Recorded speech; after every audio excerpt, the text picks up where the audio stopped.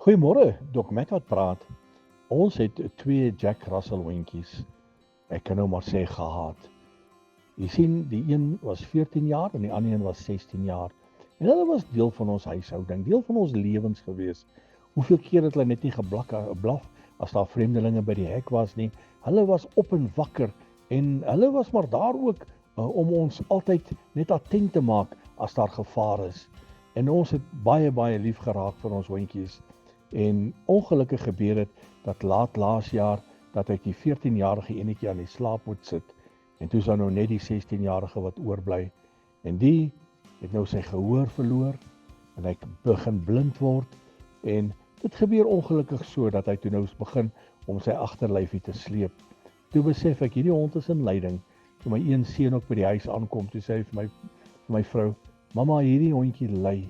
En ek weet hy ly, maar ons wil hom nie uitsit nie, want ons is so lief vir die hondjie. Nou ongelukkig was ons genoodsaak om hom veearts toe te vat en ons het hom toe nou laat uitsit.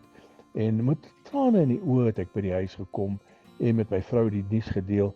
Dis klaar, dis verby, dit is gedoen en baie hartseer. En my vrou se opmerking was, my man, daar kom 'n tyd dat dit met ons ook gaan gebeur. 'n Tyd wat ons laaste asem gaan uitblaas en dan gaan ons na ons hemelse koning. Hoe lank? Wanneer gebeur dit? En met baie liefde moes ons afskeid doen van hierdie hondjie.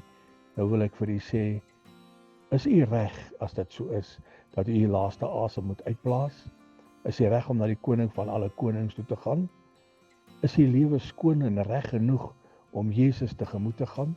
Want dan gaan 'n stadium kom, die lewe gaan nie altyd net aangaan nie, daar gaan 'n einde kom aan die lewe. Ek wil u bemoedig, leef skoon voor die Here, leef reg vir hom, maak seker jy is uitverkoop aan hom, sodat as hy kom om jou te haal, dat jy reg sal wees om saam te gaan na die ewige tuiste. Herlewingsgroete.